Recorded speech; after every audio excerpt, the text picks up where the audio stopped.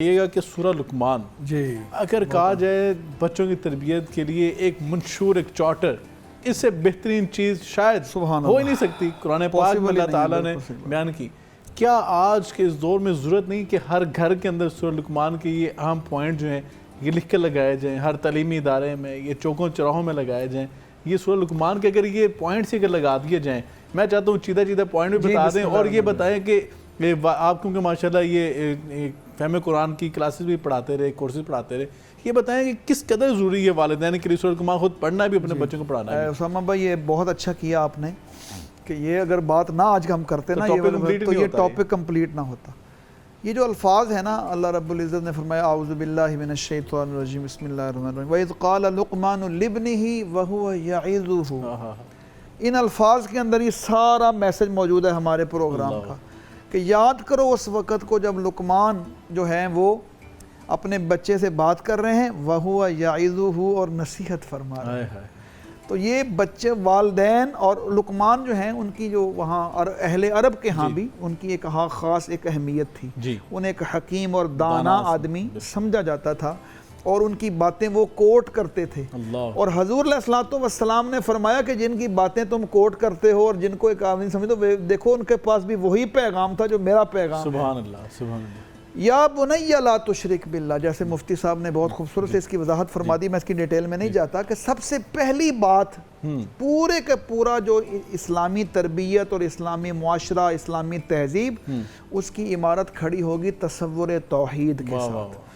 تو یہ جو تصور ہے بچوں کی تربیت کا، انہیں یہ بات سمجھائی جائے کہ یہ توحید ہے، اللہ کی ذات جیسی کوئی ذات نہیں، اللہ کی صفات جیسی کوئی صفات نہیں، اللہ کے اختیارات اور حقوق وہ اسی کے ساتھ وابستہ ہیں۔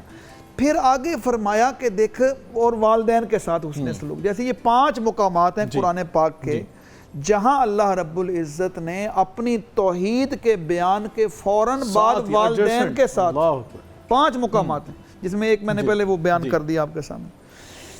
تو یہ 5 مقامات کیا بتاتے ہیں کہ توحید کا تصور سب سے پہلے، اس کے بعد خاندانی نظام یعنی تربیت، یہ اتنی اہم ہے قرآن کی صورت میں۔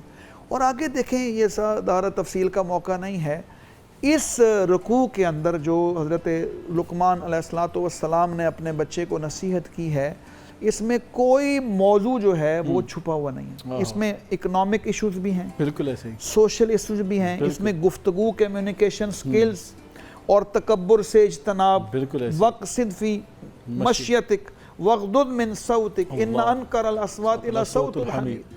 اسی طرح آپ دیکھیں کہ تکبر نہیں کرنا، اس میں گفتگو کیسے کرنی ہے، نیکی کا حکم دینا، برائی سے روکنا، وَأْمُرْ بِالْمَعْرُوفِ وَانْهَ عَنِ الْمُنْكَرِ، ایک نماز کی پابندی، وَاصْبِرْ عَلَىٰ مَا أَصَابَكَ۔ ٹھیک ہے، یہ ظاہر ہے یہ ایک ایسی بات ہے جس کو آج ہم سٹریس مینجمنٹ کہتے ہیں اور بیہیویئرل مینجمنٹ، بالکل ایسی تھیراپیز ہوتی ہیں، سارے موضوعات ہیں جن کا ذکر یہ سورہ لقمان کے دوسرے رکوع میں، یہ والدین سے اس پروگرام کے ذریعے یہ میسج جانا چاہیے کہ وہ اس کا مطالعہ کریں، تفسیر کے ساتھ مطالعہ کریں۔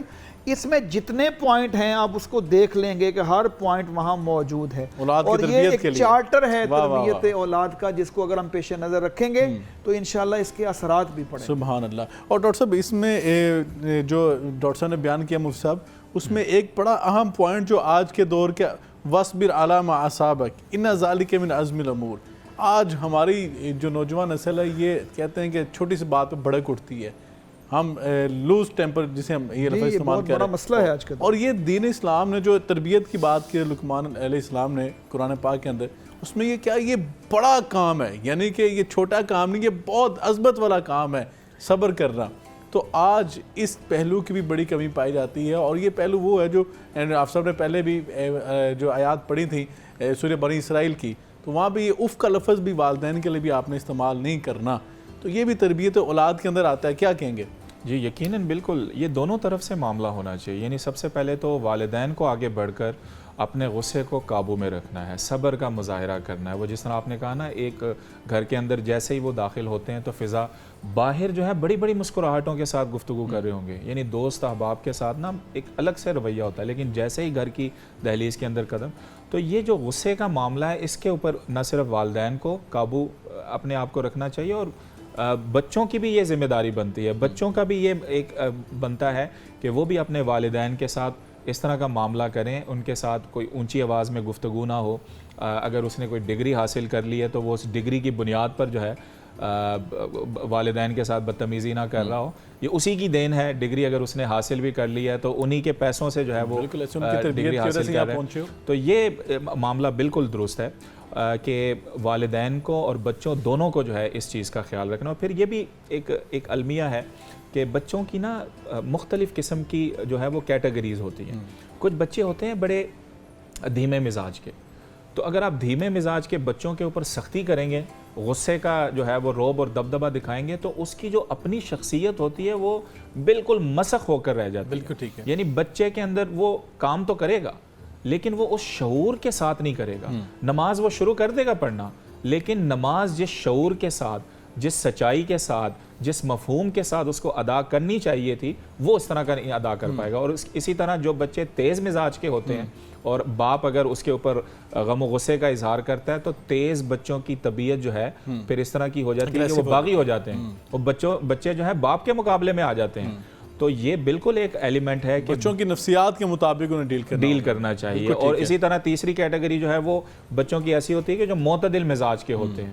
تو وہ آپ کہہ لیں کہ ایک منافقت اس کے اندر آ جاتی ہے. وہ آپ کے سامنے تو بڑا نمازی ہوگا، بڑا پرہیزگار ہوگا، لیکن جیسے ہی آپ ایک سائڈ پہ ہوں گے تو وہ دوبارہ اپنی حرکتوں پر آ جائے گا. بالکل. یہ ایک بڑا ایلیمنٹ ہے. یعنی کہ ہم نے نفسیات کے مطابق بچوں کو ڈیل کرنا ہے، اور بچہ جس بھی کیٹیگری میں لائق کرتا ہے ہم نے اس کے مطابق اس کو ڈیل کرنا ہے. بہت شکریہ ڈاکٹر حافظ ساجد اقبال صاحب آپ کا اور مفتی محمد امجد صاحب آپ کا. یقیناً میں سمجھتا ہوں کہ بہت موضوع تھا، اور یقیناً یہ بہت بڑا فریضہ ہے جو اللہ تعالیٰ نے ہمارے کندھوں پہ ڈالا ہے بحیثیت والدین، اور یہ وہ ذمہ داری ہے جس کے بارے میں قیامت کے دن سوال کیا جائے گا. اللہ سے دعا ہے کہ اللہ تعالیٰ ہمیں ان سوالات میں سرخرو فرمائے، اور اللہ تعالیٰ ہمیں اپنی اولاد کی تربیت اس نہج پہ کرنے کی توفیق عطا فرمائے جو نہج اللہ تعالیٰ کے قرآن نے دیا ہے، جو نہج نبی کریم صلی اللہ علیہ وسلم کے فرمان نے دیا ہے. ہمیں اس نہج پر آنا ہوگا. اور یقیناً اگر ہم چاہتے ہیں معاشرہ جو ہے خوبصورت ہو جائے اور معاشرے کے اندر مفید افراد ہوں، خیر الناس من ینفع الناس کا مصداق ہوں، تو ہمیں اولاد کی تربیت بھی اسی منج پہ کرنی ہوگی. اللہ تعالیٰ سے دعا ہے کہ اللہ تعالیٰ ہمیں اپنی ذمہ داریوں کے ادراک اور احساس کرنے کی توفیق عطا فرمائے. ناظرین کرام، آج کے پروگرام سے مجھے اجازت دیجیے. انشاءاللہ کل ملاقات ہوگی. تب تک کے لیے اللہ حافظ.